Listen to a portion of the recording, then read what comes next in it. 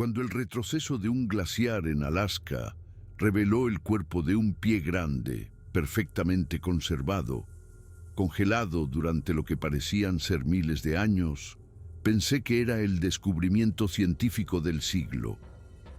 Pero los resultados del ADN que recibimos cambiaron todo lo que creíamos saber sobre la evolución humana, los patrones de migración antiguos y los orígenes de estas misteriosas criaturas.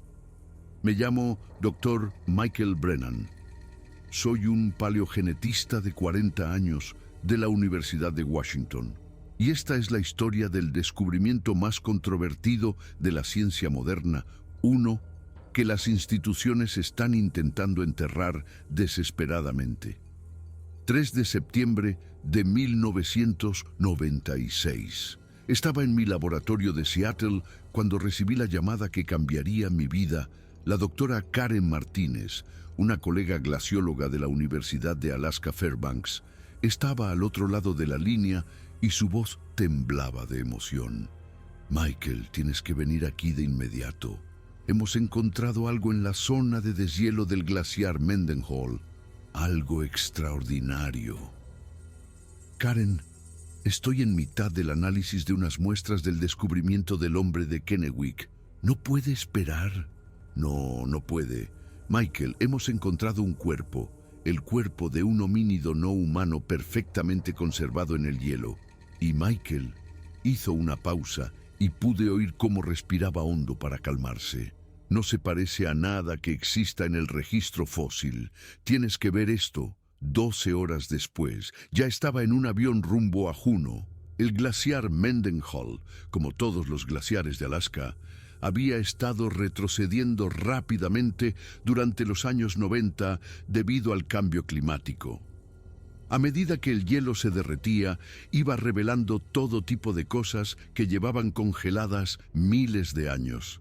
Bosques antiguos, restos de animales, incluso artefactos arqueológicos de los primeros habitantes humanos de Alaska, pero nada como lo que el equipo de Karen había encontrado. Llegué a Juneau el 4 de septiembre y Karen me recogió en el aeropuerto en un vehículo de la universidad. Parecía que no había dormido en días, con los ojos enrojecidos, pero brillantes de emoción. ¿Qué tal está la conservación?, le pregunté mientras conducíamos hacia el glaciar. Michael, es perfecta. Te hablo de conservación de tejidos blandos. El pelo sigue intacto. Incluso los ojos se conservan. Lo que fuera que lo congeló, lo hizo rápido. Calculamos que lleva en el hielo entre 8.000 y 10.000 años, quizá más. ¿Y estás segura de que no es humano? Segurísima. Espera a verlo. Condujimos durante 1 hora, dejando atrás Juneau y adentrándonos en la naturaleza salvaje. El glaciar Mendenhall se alzaba ante nosotros, un enorme río de hielo que se había abierto paso a través de las montañas durante milenios, pero ahora su frente retrocedía, dejando tras de sí un paisaje de escombros, arroyos de deshielo y roca recién expuesta. El lugar de la excavación estaba en una zona restringida, acordonada con cinta naranja y vigilada por la seguridad de la universidad. Karen había sido lo bastante lista como para mantenerlo en secreto. Si se corriera la voz, antes de que lo hubieran asegurado y documentado todo, el sitio se vería invadido por los medios, criptozoólogos y cualquier chalado con una teoría. Me llevó a una tienda refrigerada que habían montado cerca del punto de excavación. Dentro, sobre una mesa de examen cubierta con una lámina de conservación térmica, se encontraba el hallazgo. Karen retiró la lámina y se me olvidó respirar. Era humanoide, sin duda, pero claramente no humano. Medía unos 2,40 metros de altura, aunque era difícil medirlo con precisión en su posición encogida y congelada, y estaba cubierto de un espeso pelo de color marrón rojizo oscuro, apelmazado con cristales de hielo. El rostro era el rasgo más llamativo, un arco superciliar prominente, una nariz ancha y plana, una mandíbula protuberante pero con rasgos inquietantemente cercanos a los humanos. Dios mío, susurré. Lo encontramos hace 3 días, explicó Karen. Un excursionista vio lo que pensó que era el cadáver de un oso expuesto por el deshielo del glaciar. Cuando lo investigamos, nos dimos cuenta de inmediato de lo que teníamos. Me acerqué, mi formación científica imponiéndose a la conmoción. La conservación era, en efecto, notable. El frío y la presión del glaciar habían liofilizado el cuerpo, protegiéndolo de la descomposición. Podía ver pelos individuales, la textura de la piel debajo, incluso lo que parecían viejas cicatrices en el hombro y el brazo. Izquierdos, ¿habéis tomado ya muestras? Tomamos muestras preliminares de tejido para la datación por radiocarbono y la extracción de ADN, pero te hemos estado esperando antes de hacer nada más exhaustivo. Michael, si esto es lo que creo que es un pie grande, dije, y las palabras me sonaron irreales incluso al pronunciarlas. Un pie grande auténtico, verificado y documentado científicamente, conservado durante miles de años.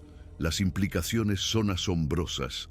Si esta es una especie real, si podemos extraer ADN viable, podremos responder por fin a la pregunta de qué son estas criaturas, de dónde vienen, cómo se relacionan con los humanos y otros homínidos.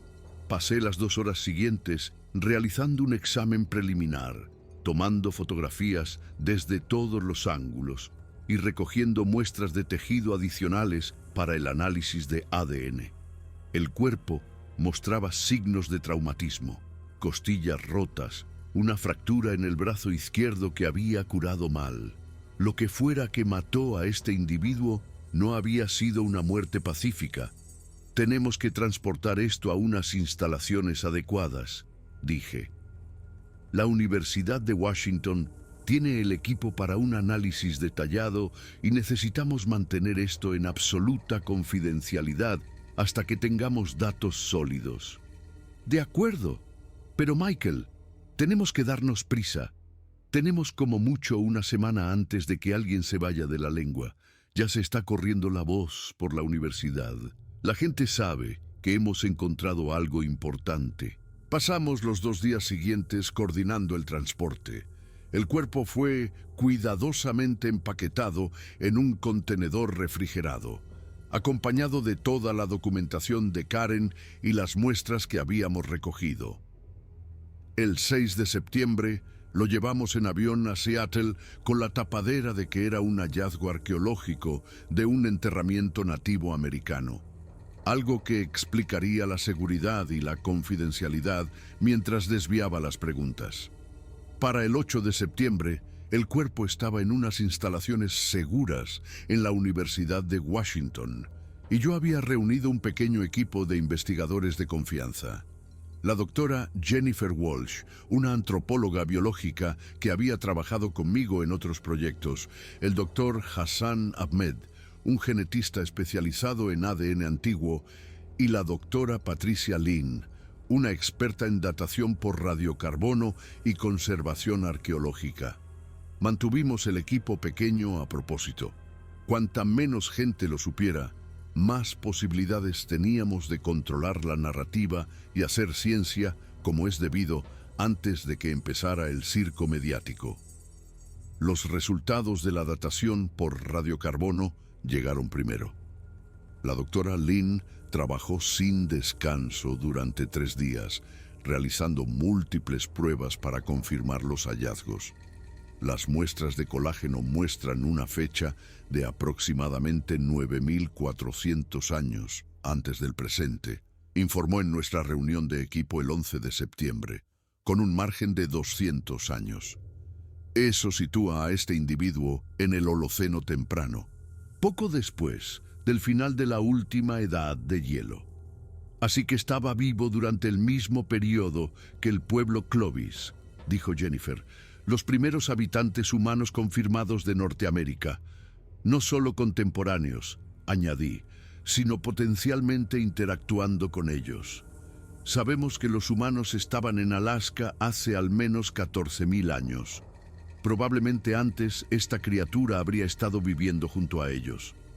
Pero fueron los resultados del ADN los que resultarían ser verdaderamente revolucionarios y aterradores en sus implicaciones. Hassan pasó 2 semanas extrayendo y secuenciando ADN de las muestras de tejido. El trabajo con ADN antiguo es notoriamente difícil. El material genético se degrada con el tiempo, se contamina, se fragmenta en pedazos que son difíciles de reconstruir. Pero la conservación de este cuerpo era tan buena que Hassan pudo extraer secuencias de ADN notablemente intactas. El 25 de septiembre convocó una reunión de equipo de emergencia. Tenía el rostro pálido y las manos le temblaban ligeramente mientras distribuía sus hallazgos. «He realizado estas pruebas varias veces», dijo. «Las he hecho verificar por un laboratorio independiente que cree que está analizando una muestra humana arqueológica. Los resultados son consistentes en todas las pruebas», mostró sus datos en la pantalla de proyección. El ADN mitocondrial muestra que esta criatura divergió del linaje humano hace aproximadamente entre 300.000 y 500.000 años. Eso es consistente con otras especies humanas arcaicas como los neandertales o los denisovanos. «Entonces, ¿es un humano arcaico?», preguntó Jennifer. «Más que eso, mirad las comparaciones del ADN nuclear». Hassan puso otra diapositiva. «Esta criatura comparte aproximadamente el 98,4% de su ADN con los humanos modernos. Eso es más cercano que los chimpancés, más cercano incluso que los neandertales. Y aquí viene la parte realmente impactante». Resaltó varias secciones del código genético. Estos genes de aquí están asociados con la adaptación al frío extremo, metabolismo mejorado, mayor producción de grasa parda, mejor circulación en las extremidades. Estos no son genes humanos, son una evolución convergente con los mamíferos del Ártico. Se adaptó para sobrevivir a un frío extremo, dije, empezando a comprender. No es solo un humano arcaico que sobrevivió más de lo que pensábamos. Es un linaje que se adaptó específicamente a los entornos árticos y subárticos. Exacto. Y hay más. Hassan mostró otra serie de marcadores genéticos. Estas secuencias sugieren que este individuo tenía la capacidad genética para la cognición compleja, el uso de herramientas, posiblemente incluso el lenguaje. No era una criatura primitiva. Era un ser inteligente adaptado para sobrevivir en uno de los entornos más duros de la Tierra. Patricia intervino. Si esta especie estaba adaptada a climas fríos y sobrevivió hasta hace al menos 9.400 años, la pregunta es, ¿sobrevivieron más tiempo? Todos nos miramos, el mismo pensamiento ocurriéndosenos a todos simultáneamente. «Los avistamientos de Pie Grande», dijo Jennifer en voz baja. «Los informes de Alaska, el noroeste del Pacífico, Canadá. ¿Y si no son mitos?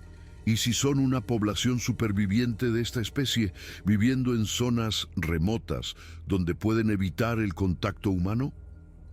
«No podemos hacer esa afirmación sin pruebas», advertí.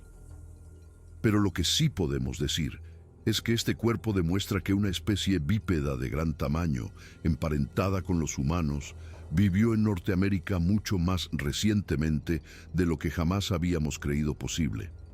Michael, cuando publiquemos esto, va a provocar una tormenta de fuego», dijo Hassan.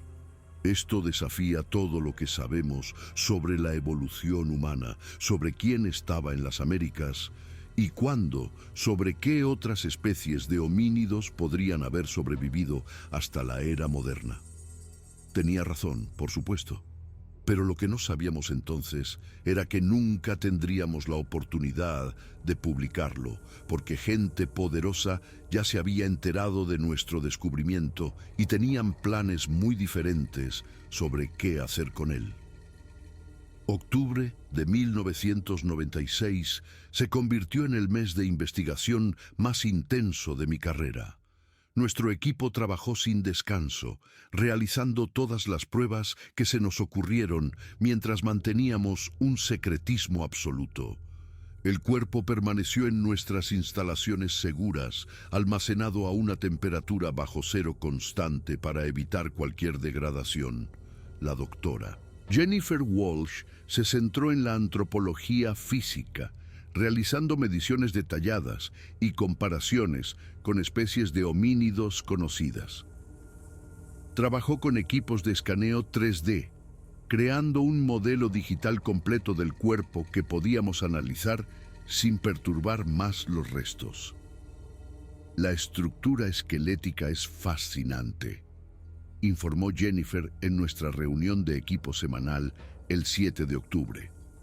Los huesos de las piernas muestran adaptaciones para la locomoción bípeda, pero con diferencias respecto a los humanos modernos.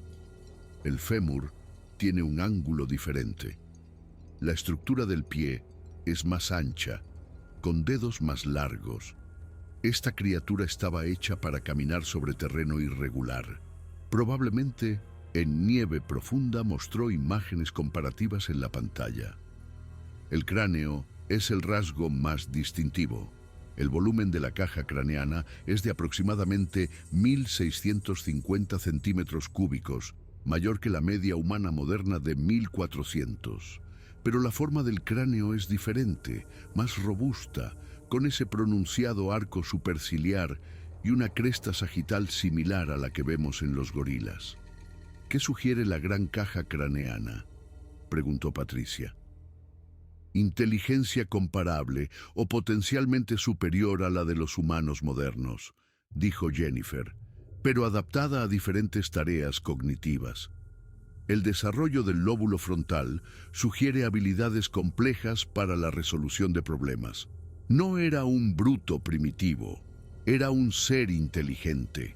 Hassan había continuado su análisis genético y sus hallazgos eran cada vez más notables. He identificado varias variantes genéticas que son únicas de este espécimen, dijo, mostrando sus datos.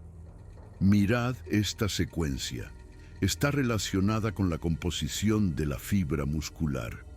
Este individuo habría sido increíblemente fuerte, probablemente 2 o 3 veces más fuerte que un humano moderno de tamaño equivalente. ¿Y qué hay de los genes de adaptación al frío que mencionaste?, pregunté. Aún más interesantes de lo que pensé al principio. Este individuo tiene variantes genéticas que solo hemos visto en poblaciones árticas aisladas. Inuit, pueblos siberianos. Pero este espécimen es anterior a esas poblaciones por miles de años. Esto sugiere que estas adaptaciones evolucionaron de forma independiente o que hubo flujo genético entre la especie y las primeras poblaciones humanas en el Ártico. ¿Flujo genético? Patricia levantó la vista bruscamente. ¿Quieres decir mestizaje? Posiblemente. Mirad esto. Hassan resaltó otra sección del código genético. Estos marcadores sugieren que este individuo tenía aproximadamente un 3% de ADN humano moderno. Eso es comparable a lo que vemos en la mezcla neandertal en las poblaciones europeas. Las implicaciones quedaron suspendidas en el aire. Esta criatura no era solo una especie paralela que vivía junto a los humanos. Había habido interacción, posiblemente incluso mestizaje. Si hubo flujo genético, dije lentamente, eso significa que las poblaciones humanas que se encontraron con estos seres no solo les temían o los evitaban. Coexistieron con ellos, quizá incluso tuvieron familias con ellos.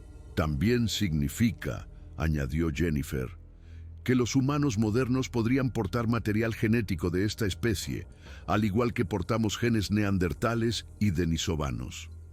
Pensé en las implicaciones. En algún lugar del genoma humano moderno podría haber genes de estas criaturas, adaptaciones que ayudaron a los primeros humanos a sobrevivir en climas duros, transmitidas a lo largo de miles de años.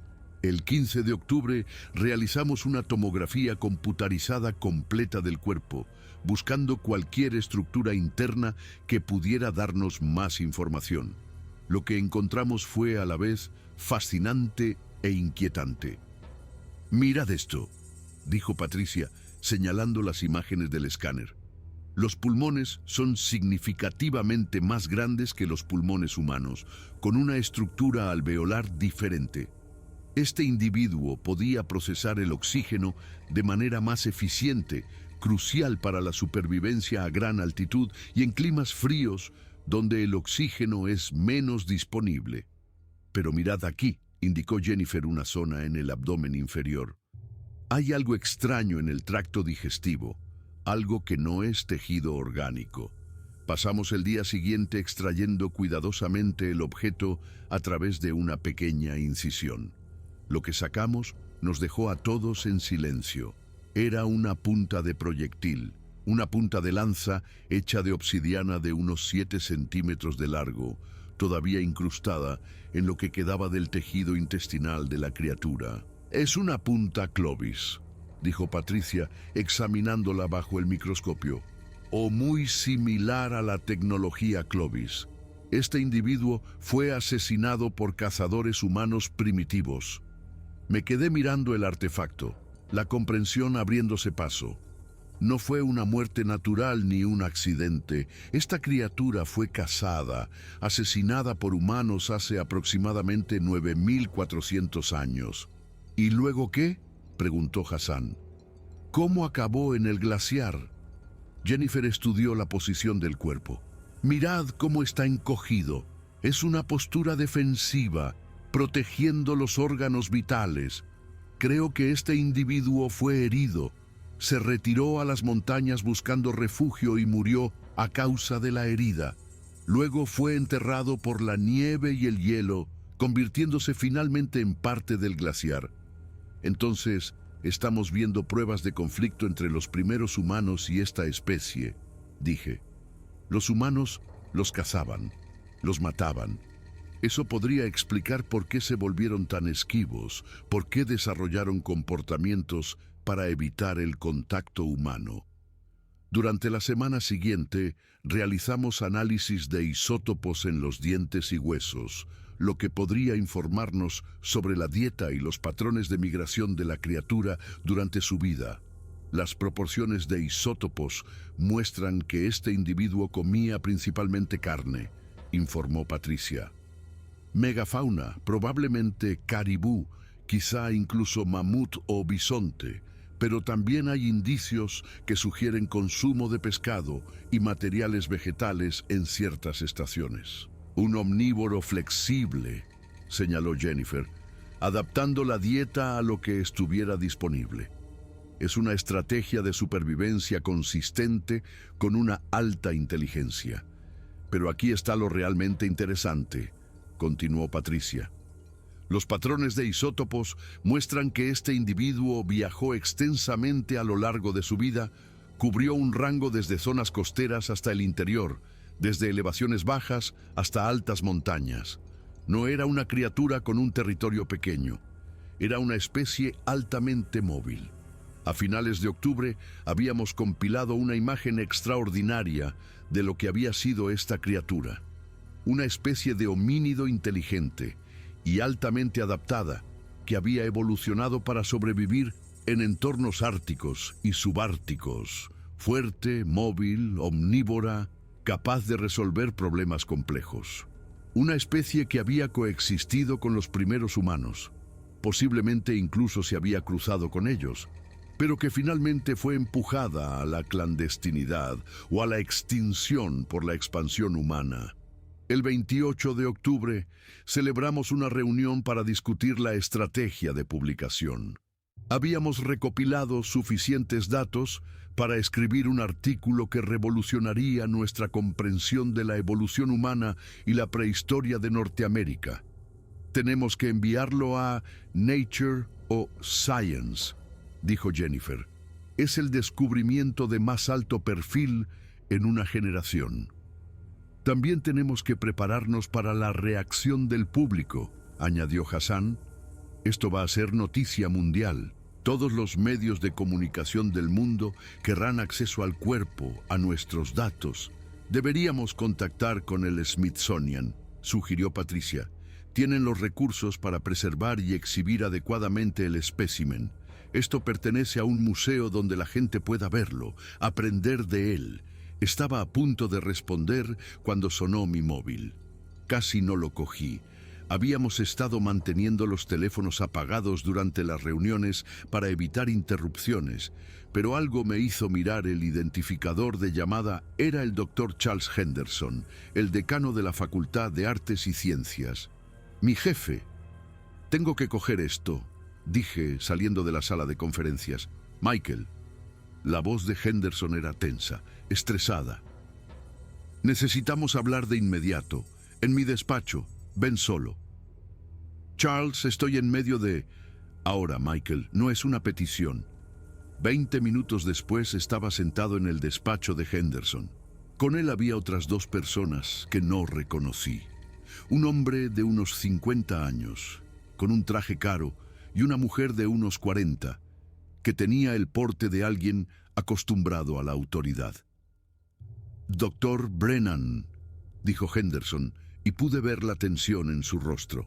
«Este es James Thornton del Departamento de Interior y la doctora Sarah Blackwood de la Fundación Nacional de Ciencias. Necesitan hablar con usted sobre su reciente investigación». Sentí un vuelco en el estómago. Alguien se había ido de la lengua. Alguien había filtrado información sobre nuestro descubrimiento. «Doctor Brennan», dijo Thornton, su voz cuidadosamente neutral, «entendemos que ha estado llevando a cabo una investigación sobre restos biológicos recuperados del glaciar Mendenhall. Necesitamos discutir el estado de esa investigación y la disposición del espécimen». «Con el debido respeto», dije con cuidado, «es un proyecto de investigación en curso. Nuestros hallazgos aún no están listos para la revisión por pares». «No estamos aquí por la revisión por pares», dijo la doctora Blackwood.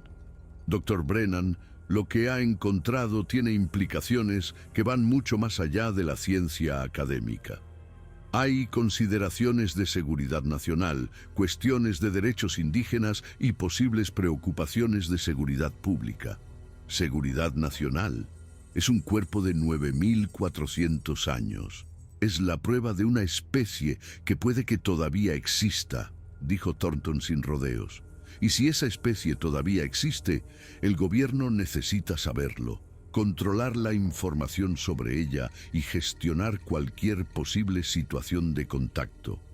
Quieren clasificar nuestra investigación», dije, la comprensión inundándome.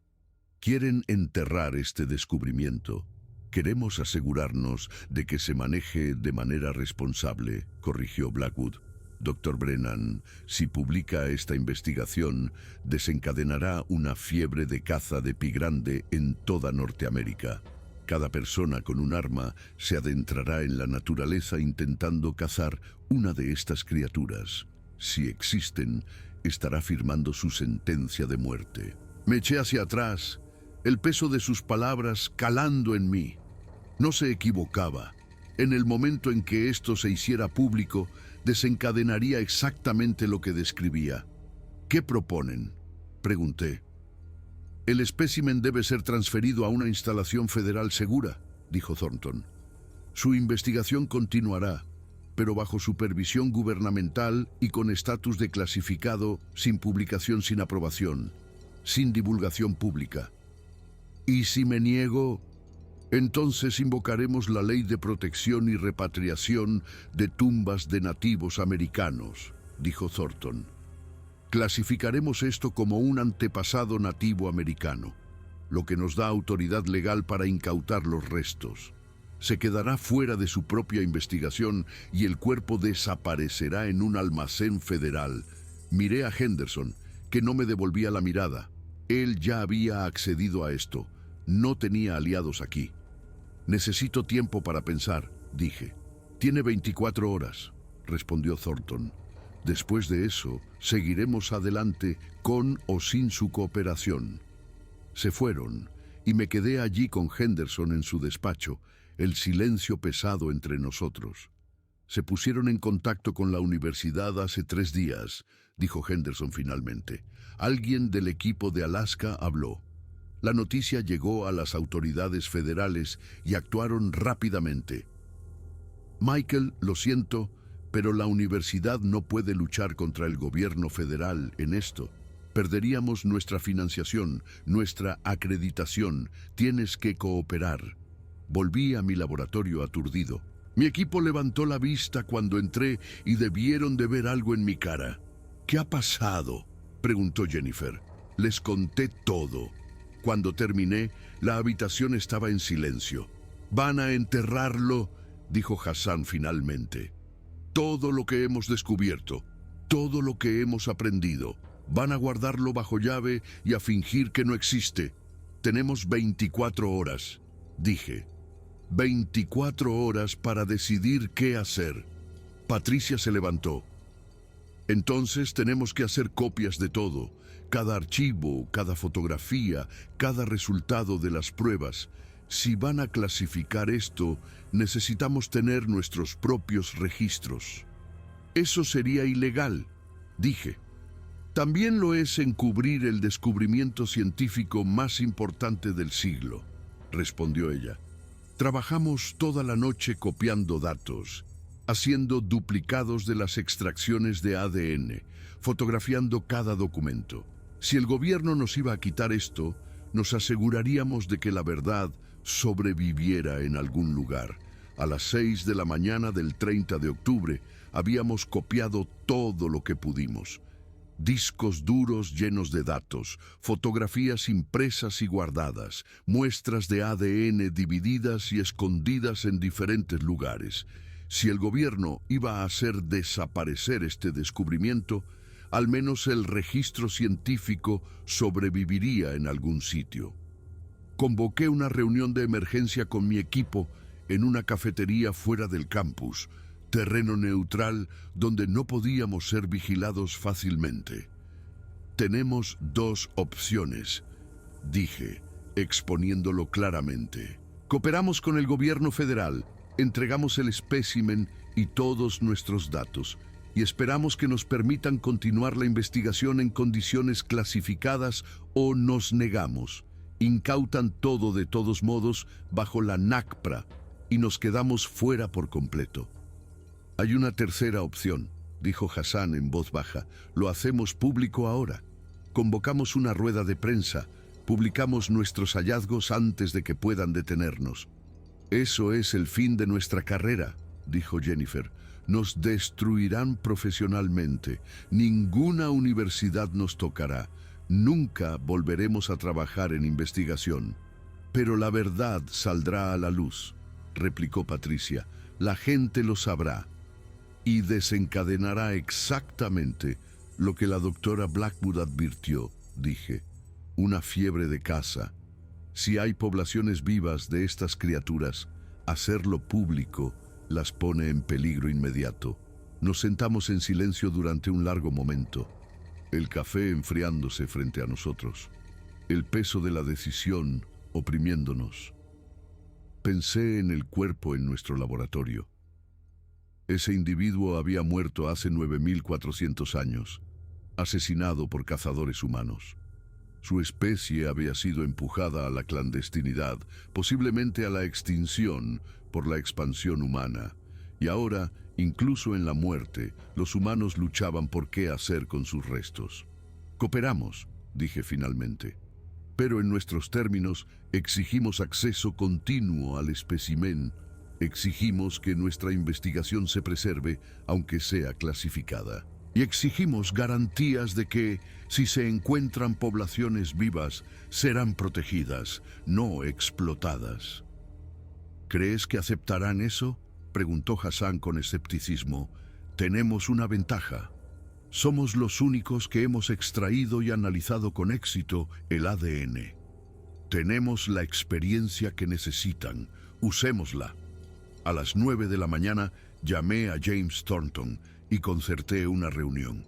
Esta vez llevé a todo mi equipo y llevé nuestra lista de demandas. Thornton y la doctora Blackwood nos recibieron en una sala de conferencias en un edificio federal del centro.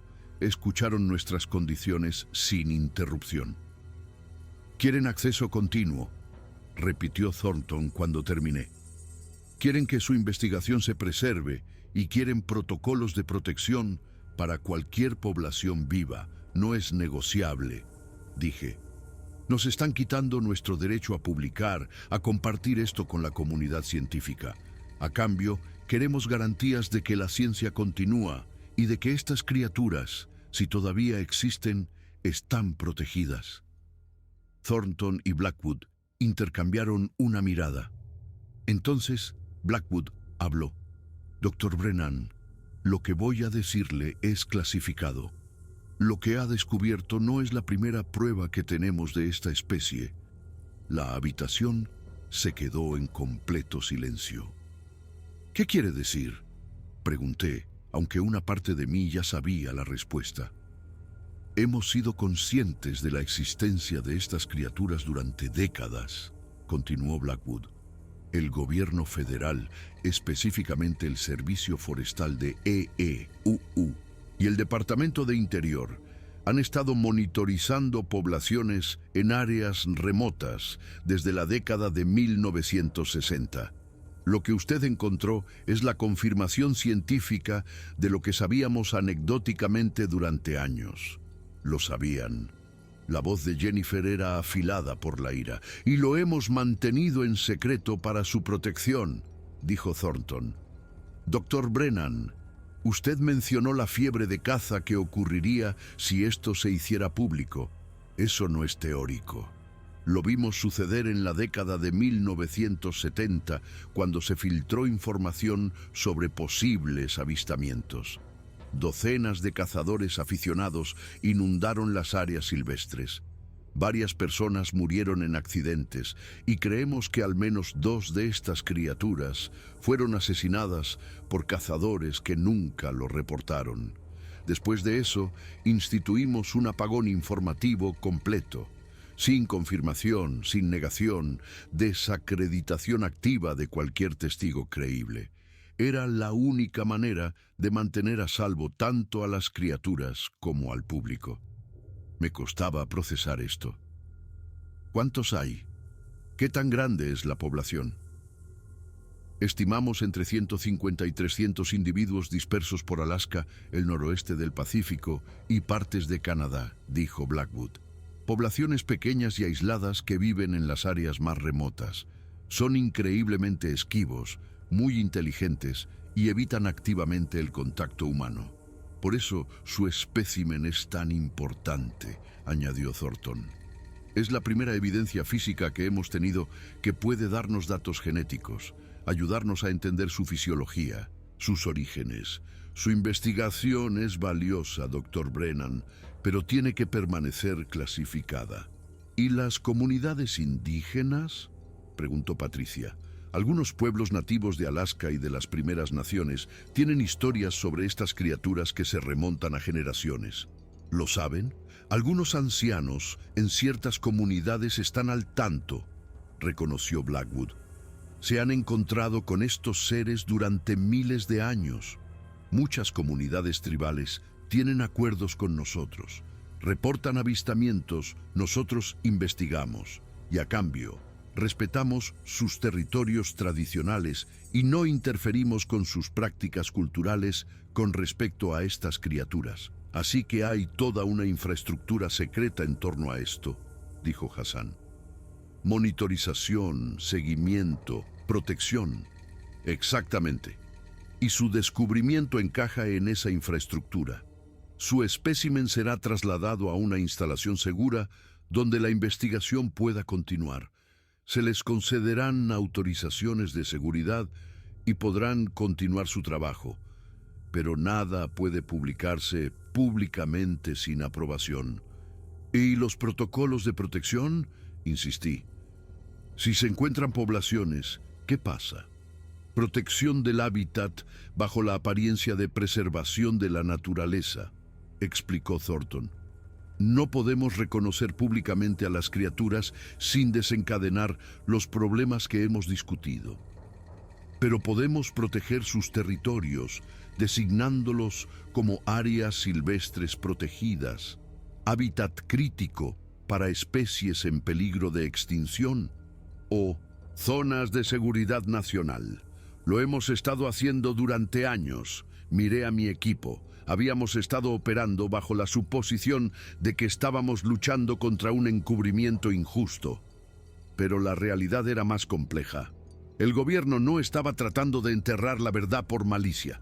Estaban tratando de proteger a una especie inteligente en peligro crítico de extinción, de ser cazada hasta desaparecer. ¿Qué hay de otros científicos?, preguntó Jennifer. Seguramente no somos los únicos que han sospechado o encontrado pruebas. Ha habido otros, admitió Blackwood. Algunos han sido incorporados al programa clasificado, como les estamos ofreciendo a ustedes. Otros eligieron caminos diferentes y vieron sus pruebas desacreditadas, sus carreras arruinadas. Preferimos la cooperación, pero protegeremos este secreto por cualquier medio necesario. La amenaza era clara, pero no hostil. Nos estaban ofreciendo una elección, pero en realidad no era una elección en absoluto. Lo quiero por escrito, dije. Todo lo que han prometido, acceso continuo, investigación, preservación, protocolos de protección. Quiero un acuerdo formal. Hecho, dijo Thornton. Todos tendrán que firmar acuerdos de confidencialidad y someterse al proceso de autorización de seguridad. El espécimen será trasladado a Fort Detrick en Maryland para finales de semana. Se les dará espacio de laboratorio allí y podrán continuar su investigación. Fort Detrick, dijo Hassan, es una instalación de investigación biológica militar. También es una de las ubicaciones más seguras del país, respondió Thornton.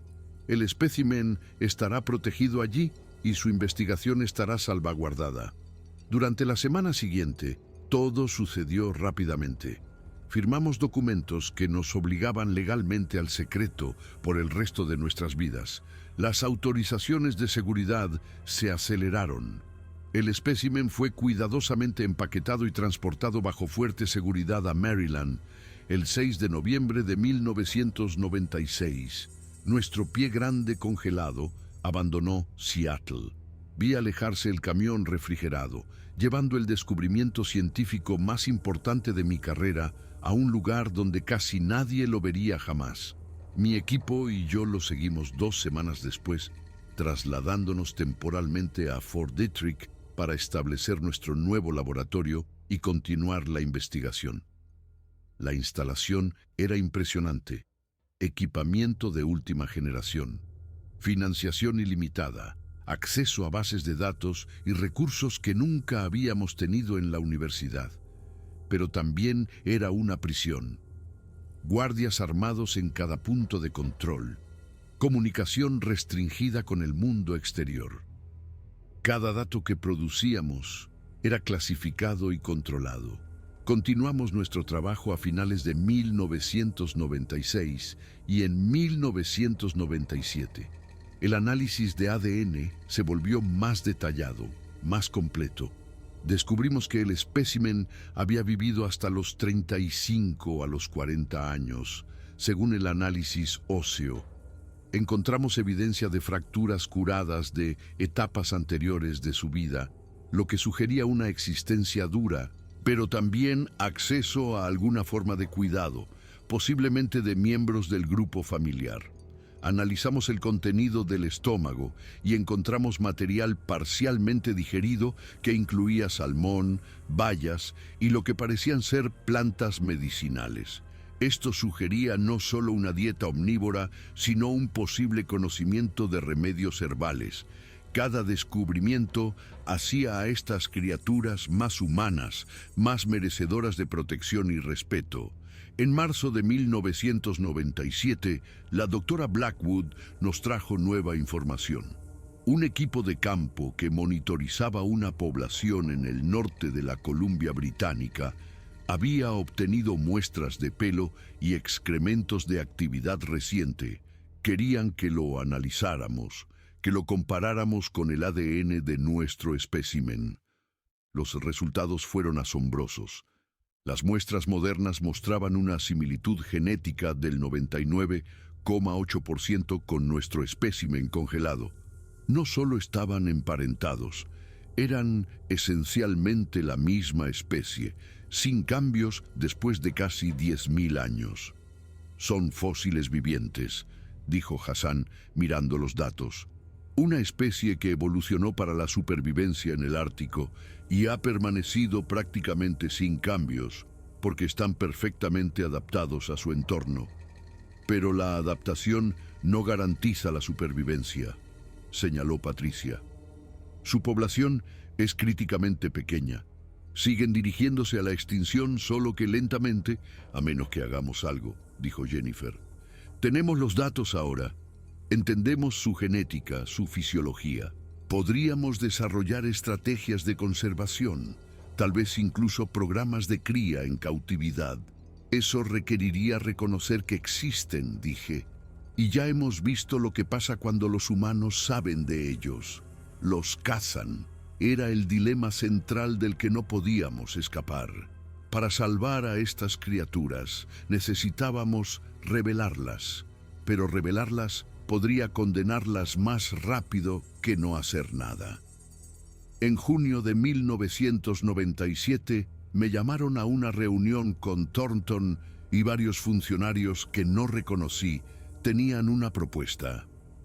Dr. Brennan, hemos revisado su investigación y sus recomendaciones. Estamos preparados para implementar medidas de protección mejoradas para los territorios conocidos. Preservación de hábitat más agresiva, sanciones más estrictas por acceso no autorizado a ciertas áreas silvestres. Pero necesitamos algo de usted. ¿El qué?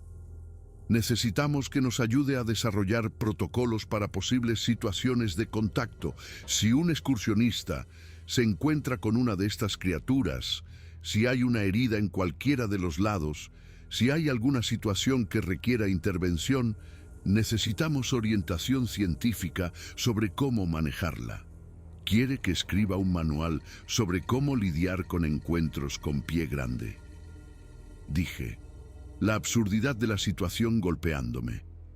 Esencialmente, sí. Es el principal experto mundial en estas criaturas, aunque el mundo no lo sepa. Necesitamos su experiencia. Y así pasé el verano de 1997 escribiendo protocolos clasificados que probablemente nunca serían leídos por más de un puñado de personas. Cómo acercarse a estas criaturas sin amenazarlas. Cómo proporcionar atención médica si una resultaba herida. Cómo documentar encuentros sin comprometer su seguridad. Fue la escritura científica más extraña que jamás había hecho.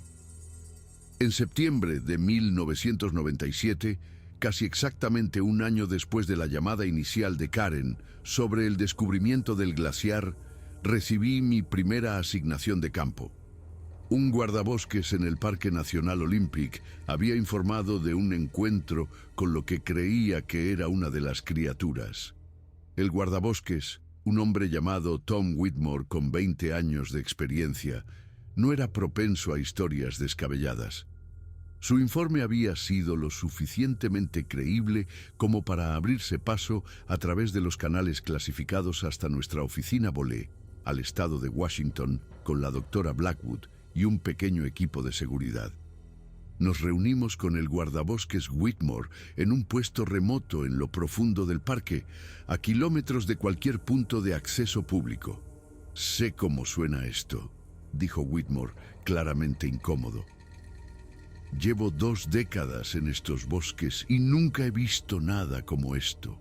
Simplemente cuéntenos qué pasó, dijo Blackwood con calma. Hace 3 noches. Estaba haciendo una patrulla por el interior.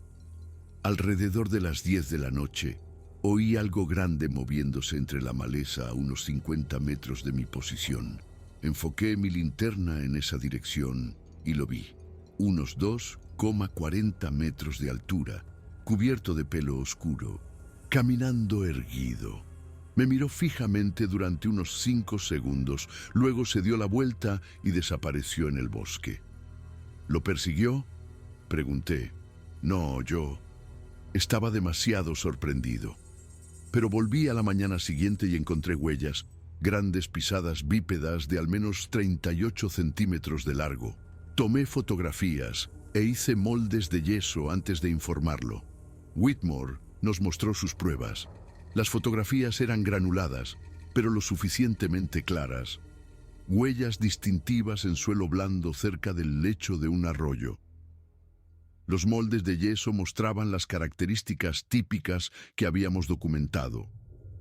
Pie ancho, dedos extendidos, sin arco. Esto es consistente con la actividad conocida en esta área, le dijo Blackwood. Guardabosques Whitmore, lo que voy a decirle es clasificado.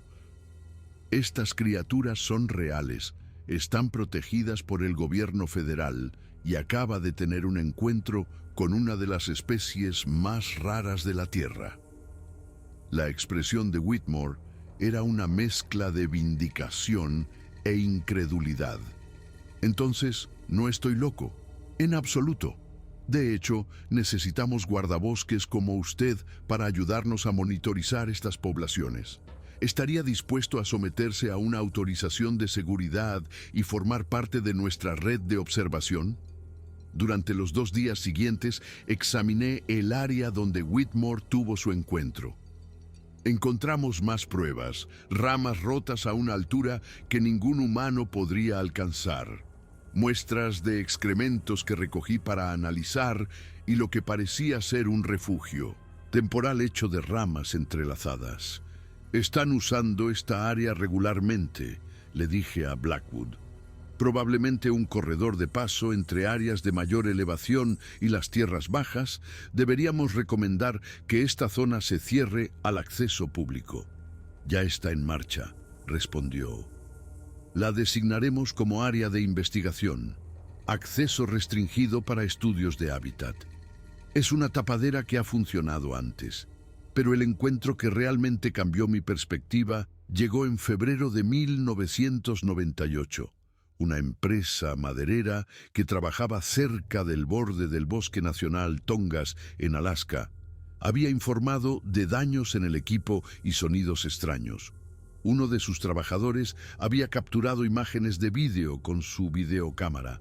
Solo unos segundos de algo grande y bípedo moviéndose entre los árboles al amanecer.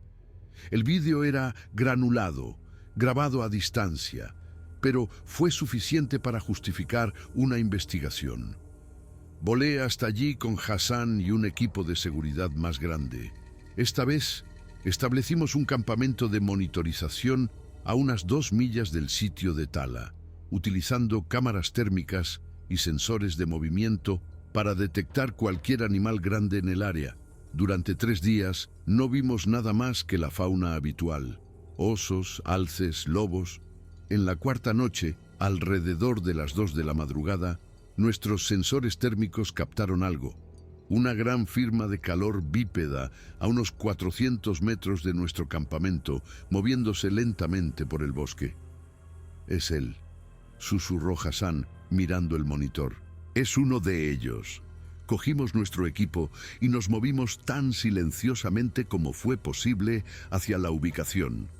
Yo iba armado con un rifle de tranquilizantes, no para capturar, sino para defenderme si la situación se volvía peligrosa. Nuestras órdenes eran claras: observar, documentar, pero no intervenir a menos que fuera absolutamente necesario. Lo encontramos cerca de un arroyo congelado parcialmente oculto por abetos. Un adulto, probablemente macho por el tamaño, de unos 2,30 metros de altura. Estaba cavando en la nieve, posiblemente buscando vegetación congelada o comida almacenada. A través de mis prismáticos de visión nocturna, lo observé trabajar. Los movimientos eran eficientes, decididos. No era un comportamiento animal sin sentido. Era resolución de problemas. Cavaba, examinaba lo que encontraba, descartaba o guardaba objetos según algún criterio que no pude determinar. Entonces se detuvo y se giró directamente hacia nuestra posición. Incluso a 50 metros de distancia, incluso en la oscuridad, sabía que estábamos allí. Durante un largo momento, nos miramos a través de la distancia. Podía ver su aliento condensándose en el aire helado, podía ver la inteligencia en su postura. No tenía miedo, solo recelo. Entonces hizo algo que me paró el corazón. Levantó una mano, no de forma amenazante, sino en lo que parecía un gesto, un saludo, un reconocimiento. Luego se dio la vuelta y se marchó, no corriendo, simplemente abandonando la zona con calma. ¿Nos acaba de saludar?, preguntó Hassan, su voz apenas un susurro. Creo que sí, respondí. Creo que nos reconoció como no amenazantes y estaba comunicando que se iba pacíficamente. Regresamos al campamento y revisamos nuestras imágenes térmicas y fotografías. Documentación clara de un espécimen vivo moviéndose por su hábitat natural.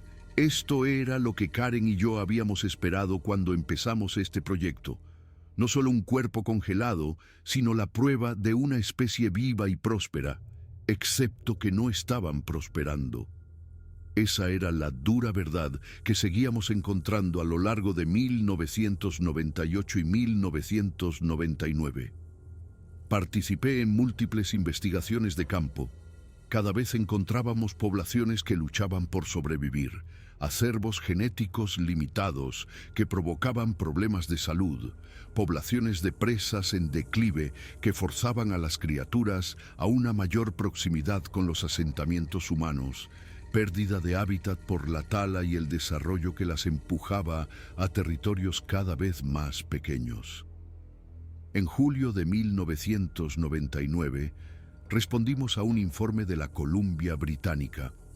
Un excursionista había encontrado un cuerpo, un joven de unos 10 años, según nuestro análisis posterior. Había muerto de lo que parecía ser inanición y exposición. Realicé la autopsia de campo con la doctora Lynn, que se había unido a nuestro equipo de forma permanente. Lo que encontramos fue desolador. El joven estaba gravemente desnutrido, mostrando signos de malnutrición a largo plazo. Sus dientes estaban dañados por intentar comer alimentos duros e inapropiados. Había muerto lentamente, probablemente separado de su grupo familiar, incapaz de sobrevivir solo. Así es la extinción, dijo Patricia en voz baja mientras documentábamos los restos. No es dramática, no es repentina, solo un lento declive. Individuos que mueren solos en la naturaleza, poblaciones que se hacen más pequeñas hasta que no queda nada. Recogimos muestras de tejido, lo documentamos todo y luego, siguiendo los protocolos que yo había ayudado a escribir, enterramos los restos en un lugar donde no serían molestados. Estas criaturas tenían sus propias prácticas funerarias. Habíamos aprendido de las observaciones de campo. Parecía correcto honrar eso. De vuelta en Fort Detrick, analizamos el ADN del joven. Mostraba altos niveles de endogamia. Ambos padres estaban estrechamente emparentados, probablemente primos o algo más cercano. La población de la que provenía este individuo sufría un grave cuello de botella genético. Tenemos que hacer algo, dijo Hassan en nuestra reunión de equipo en agosto de 1999. No podemos simplemente verlos extinguirse. Tenemos la tecnología, el conocimiento. Podríamos establecer programas de cría, iniciativas de rescate genético. Lo que requeriría capturarlos, replicó Jennifer. Sacarlos de la naturaleza, ponerlos en cautividad. Todo lo que sabemos sobre estas criaturas sugiere que no sobrevivirían a eso psicológicamente. Son muy inteligentes, acostumbrados a vagar por decenas de kilómetros. La cautividad sería una tortura. Entonces, ¿cuál es la alternativa?, exigió Hassan. Simplemente documentar su extinción, escribir artículos que nadie leerá sobre cómo vimos desaparecer a una especie inteligente. no tenía una respuesta. Ninguno de nosotros la tenía. En noviembre de 1999, Thornton me llamó a Washington, D.C. para una reunión. En un edificio de oficinas anónimo, me reuní con un grupo de funcionarios cuyos nombres nunca supe y cuyos rostros me dijeron que olvidara. Doctor Brennan, hemos revisado su investigación y sus informes de campo, dijo uno de ellos. Su equipo ha documentado 17 encuentros verificados, ha analizado muestras de al menos 9 individuos diferentes y ha compilado los datos más completos sobre esta especie jamás reunidos. La pregunta es, ¿qué hacemos con esta información? Idealmente, publicarla. Dejar que la comunidad científica ayude a desarrollar estrategias de conservación. Involucrar al público en la protección de estas criaturas y, siendo realistas, continuar con lo que estamos haciendo. Monitorizar poblaciones, proteger el hábitat, intervenir cuando sea necesario, pero reconocer que podría no ser suficiente. Estas criaturas podrían extinguirse a pesar de nuestros mejores esfuerzos. Eso es inaceptable, dijo otro funcionario. Si sabemos de una especie inteligente que se enfrenta a la extinción y no hacemos nada, es un fracaso moral. De acuerdo, pero cada opción que hemos explorado tiene riesgos significativos. La divulgación pública desencadena la caza. La cría en cautividad requiere capturar seres inteligentes en libertad. El rescate genético requiere tecnologías que ni siquiera estamos seguros de que funcionen. No hay opciones buenas, solo menos malas. Se quedaron en silencio por un momento. Entonces el primer funcionario volvió a hablar. Doctor Brennan, ¿qué le parecería una divulgación limitada? No un anuncio público completo, sino traer a expertos externos selectos, biólogos de la conservación, genetistas, especialistas en ética, gente que podría ayudar a desarrollar estrategias sin provocar una conciencia pública masiva. Es arriesgado. Cuanta más gente lo sepa, más difícil es guardar el secreto. Cierto, pero la alternativa es dejarlos desaparecer mientras solo un puñado de nosotros sabe que alguna vez existieron. Eso no le sienta bien a nadie en esta sala. Pensé en el cuerpo congelado en nuestras instalaciones. Ese individuo había muerto hace 9.400 años, asesinado por humanos que lo veían como una amenaza o una curiosidad. Su especie había sobrevivido miles de años en la clandestinidad solo para enfrentarse a la extinción en la era moderna, mientras los humanos debatían qué hacer con ellos. Si vamos a traer a expertos externos, dije lentamente, necesitamos una seguridad férrea, comprobaciones de antecedentes, acuerdos de confidencialidad, acceso limitado a la información. Y tenemos que ser selectivos. Solo personas que hayan demostrado un compromiso con la conservación y la investigación ética. De acuerdo. Empezaremos con un programa piloto, 5 investigadores adicionales, elegidos a dedo, incorporados al programa clasificado. Si funciona, lo expandimos. Si hay filtraciones, lo cerramos de inmediato. Y la investigación que he estado haciendo, los datos sobre el espécimen congelado, siguen siendo clasificados por ahora, pero estamos abiertos a una eventual publicación científica limitada. Quizá en 20 o 30 años, cuando la situación se haya estabilizado. 20 o 30 años, para entonces tendría 60 o 70 años. La especie podría estar ya extinta, pero era mejor que nada. Regresé a Fort Detrick e informé a mi equipo sobre la nueva dirección. Éramos cautelosamente optimistas. Quizá con más mentes trabajando en el problema, podríamos encontrar soluciones que se nos habían escapado. En diciembre de 1999, mientras se acercaba el milenio, me encontraba en nuestro laboratorio mirando el espécimen congelado que había iniciado todo este viaje. 3 años de investigación, innumerables descubrimientos, una revolución completa en nuestra comprensión de la evolución humana y la prehistoria de Norteamérica. Todo ello guardado bajo llave en archivos clasificados. Pero los descendientes de la criatura seguían ahí fuera, sobreviviendo contra todo pronóstico, y ahora, por fin, estábamos dando pasos reales para ayudarlos. No era suficiente. Puede que nunca fuera suficiente, pero era algo. El programa piloto para traer expertos externos se lanzó en marzo de 2000. Seleccionamos cuidadosamente a 5 investigadores: una genetista de la conservación de Stanford, un veterinario de vida silvestre de UC Davis, un ecólogo del comportamiento de Cornell, un especialista en bioética de Harvard y un académico de estudios nativos americanos de la Universidad de Alaska, que tenía conexiones tribales y conocimiento tradicional sobre estos seres. Cada uno se sometió a extensas autorizaciones de seguridad y firmó acuerdos de confidencialidad que los vincularían legalmente de por vida. Cuando llegaron a Fort Detrick en abril de 2000 y les mostramos el espécimen congelado, sus reacciones fueron desde un silencio atónito hasta lágrimas de asombro. La doctora María Castillo, la genetista de la conservación, se quedó mirando el cuerpo durante 5 minutos antes de hablar. Esto lo cambia todo. Cada suposición sobre la prehistoria de Norteamérica, sobre la evolución humana, sobre qué especies podrían seguir sobreviviendo sin ser detectadas. Esto es más que notable. Pasamos 6 meses trabajando juntos combinando nuestra experiencia.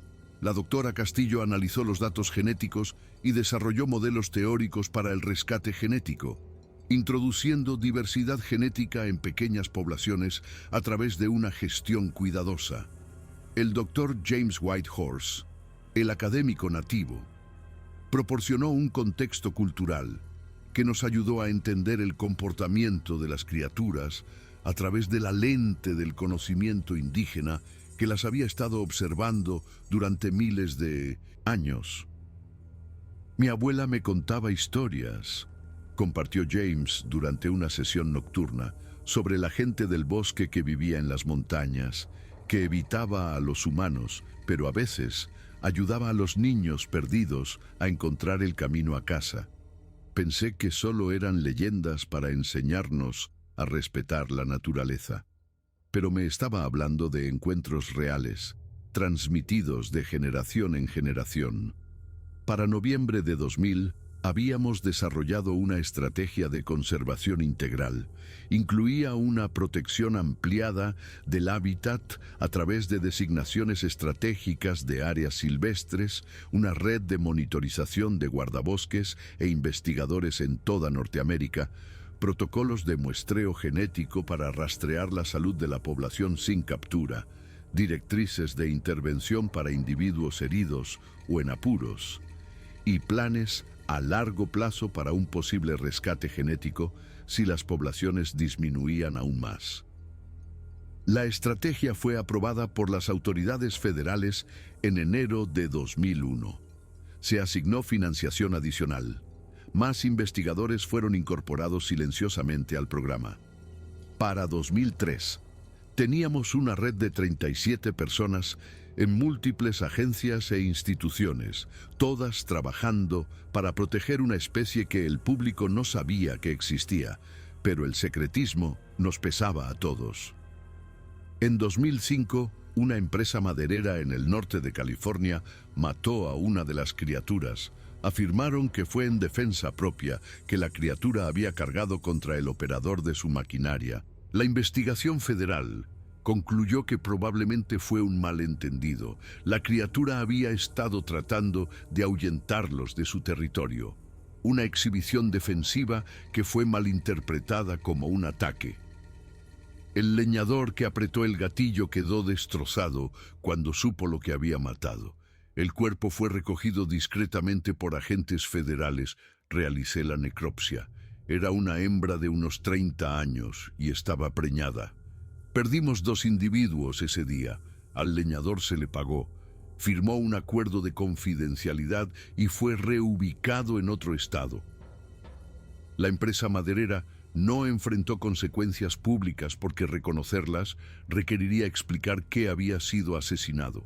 El incidente fue clasificado, enterrado, olvidado por todos, excepto por los que sabíamos. Fue entonces cuando empecé a cuestionar si el secretismo realmente estaba protegiendo a estas criaturas o simplemente protegiéndonos a nosotros de tener que lidiar con verdades difíciles. A lo largo de la década de 2000 continué mi trabajo. Analicé más muestras, documenté más encuentros, escribí más protocolos. El espécimen congelado permaneció en Fort Detrick, perfectamente conservado, un testimonio silencioso de una especie que lucha por sobrevivir. En 2010 cumplí 54 años.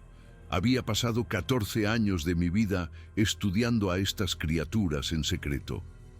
Me había convertido en el principal experto mundial en una especie que la mayor parte del mundo creía que era un mito. Y estaba cansado de mentir. Empecé a guardar copias personales de los datos de formas que no pudieran ser rastreadas. Documenté todo en diarios que guardaba en casa. Empecé a planificar el día en que podría contar la verdad. El punto de inflexión llegó en 2015. Tenía 59 años, acercándome a la edad de jubilación cuando la doctora Blackwood me llamó a su oficina.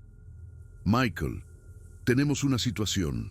Uno de nuestros equipos de monitorización en la Columbia Británica ha encontrado un grupo familiar, 2 adultos y 3 jóvenes, pero están en una mala ubicación, demasiado cerca de un proyecto de desarrollo turístico.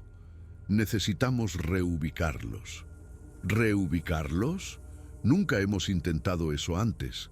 No tenemos elección. Si no los movemos, serán descubiertos cuando comience la construcción o se verán forzados a un territorio que no puede mantenerlos. El intento de reubicación fue un desastre. Usamos tranquilizantes para moverlos de forma segura, pero uno de los adultos, el macho, tuvo una reacción adversa. A pesar de los mejores esfuerzos de nuestro equipo veterinario, murió durante el transporte. La hembra y los jóvenes fueron liberados en un nuevo territorio, pero habíamos destruido su estructura familiar. Los habíamos traumatizado con nuestra intervención. 6 meses después, la monitorización mostró que los jóvenes se habían separado de su madre prematuramente. Su supervivencia era incierta. «Lo matamos», le dije a Jennifer después del incidente. Estábamos tratando de ayudar y lo matamos.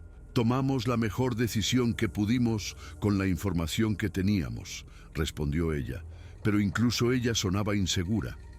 Eso no es suficiente.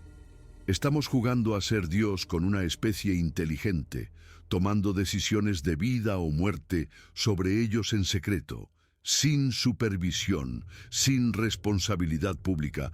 Esto no es conservación, esto es control. Ese año tomé una decisión. Cuando me jubilara en 2020, esperaría unos años a que mis obligaciones legales expiraran y luego contaría la historia, no toda. No revelaría ubicaciones ni pondría en riesgo a las poblaciones vivas, pero revelaría el espécimen congelado, los resultados del ADN, la prueba de que estas criaturas existían. Luego llegó la COVID-19 y mi jubilación se retrasó mientras todos los recursos se desviaban a la respuesta a la pandemia. El espécimen congelado permaneció almacenado mientras el mundo lidiaba con una crisis diferente. Finalmente, en 2023, me retiré del servicio gubernamental. Tenía 67 años. Había pasado 27 años estudiando criaturas que la mayoría de la gente pensaba que eran leyendas, y estaba harto de guardar secretos. Me puse en contacto con una periodista de confianza, alguien que se había ganado una reputación por su periodismo cuidadoso y ético sobre controversias científicas. Le proporcioné copias de los datos que había guardado, fotografías del espécimen congelado, resultados del análisis de ADN y documentación de nuestra investigación. «Esto destruirá tu reputación», me advirtió, Incluso con todas estas pruebas, la gente te llamará fraude, teórico de la conspiración. El gobierno lo negará todo y destruirá tu credibilidad. Lo sé, dije. Pero estas criaturas siguen ahí fuera, muriendo, dirigiéndose a la extinción mientras fingimos que no existen. Alguien tiene que forzar esta conversación a la luz pública. La historia se está preparando para su publicación ahora, en 2024. Cuando salga, el gobierno responderá exactamente como se predijo. Negarán que el espécimen congelado exista, afirmarán que los datos de ADN son fabricados. Me desacreditarán a mí y a mi investigación. Pero tengo algo que no pueden descartar fácilmente: las coordenadas del sitio original del descubrimiento en el glaciar Mendenhall. El glaciar ha seguido retrocediendo desde 1996. Si alguien quiere verificar mi historia, puede ir a esa ubicación exacta y buscar en la roca y el hielo expuestos. Existe la posibilidad de que encuentren más pruebas, quizás otros cuerpos, quizás artefactos que se congelaron junto al espécimen que encontramos. También tengo el testimonio de otros que estuvieron involucrados. La doctora Karen Martínez ha aceptado dar la cara. El doctor Hassan Ahmed, que ahora trabaja en un laboratorio de genética privado, ha proporcionado declaraciones que lo corroboran. Varios investigadores de campo que se han retirado del servicio gubernamental han aceptado confirmar la existencia de los programas de monitorización. No podemos proporcionar el espécimen real. Ese permanece bajo custodia federal y no me hago ilusiones sobre conseguir acceso a él. Pero podemos proporcionar suficientes pruebas para forzar preguntas, para exigir investigaciones, para hacer imposible que el gobierno simplemente descarte las afirmaciones. Más importante aún, voy a hacer pública la crisis de conservación que enfrentan estas criaturas. La población estimada es ahora inferior a 200 individuos. La diversidad genética es críticamente baja. El hábitat continúa reduciéndose. Sin intervención, una intervención real con apoyo y recursos públicos, se extinguirán en 50 años. Esa es la verdadera razón por la que rompo mi silencio. No por fama o vindicación, sino porque una especie inteligente está desapareciendo mientras los humanos, que saben de ellos, debaten si es seguro decir la verdad. El cuerpo congelado que sacamos de ese glaciar en 1996 tenía 9.400 años. La especie de ese individuo sobrevivió al final de la edad de hielo, sobrevivió a miles de años de cambio climático y expansión humana, sobrevivió a ser cazada y empujada a la clandestinidad. Sobrevivieron a todo lo que la naturaleza y los humanos les arrojaron durante milenios, pero no sobrevivirán al secretismo, no sobrevivirán siendo protegidos por mentiras y encubrimientos y documentos clasificados que nadie lee. Así que estoy contando su historia, nuestra historia, la historia de cómo la humanidad descubrió que no estábamos solos, que compartíamos este continente con otra especie inteligente, y cómo tomamos la decisión de ocultar esa verdad en lugar de lidiar con la complejidad de la coexistencia. Los resultados del ADN están aquí. Han estado aquí durante 28 años. Estas criaturas son reales. Están emparentadas con nosotros, se están muriendo, y lo hemos sabido todo el tiempo. Ese cuerpo congelado en Alaska, el que pasé años estudiando, el que cambió toda mi comprensión de la evolución humana. Ese cuerpo tiene una historia que contar, y finalmente estoy dejando que hable. El gobierno vendrá a por mí. Usarán todas las herramientas legales que tengan para silenciarme, para desacreditar las pruebas, para mantener el secreto. Estoy preparado para eso, porque algunas verdades son más importantes que la carrera, la reputación o la seguridad personal. Algunas verdades exigen ser contadas, sin importar el coste. Esta es una de esas verdades. El cuerpo de pie grande que encontramos congelado en Alaska Era real. Los resultados del ADN demostraron que era un pariente humano, una especie inteligente que compartió nuestra historia evolutiva, y el gobierno ha mantenido este secreto durante décadas, mientras estas criaturas marchan hacia la extinción. Ahora lo sabes, y al saberlo tienes que decidir qué hacer con esa información. Yo elegí hablar. ¿Qué elegirás tú?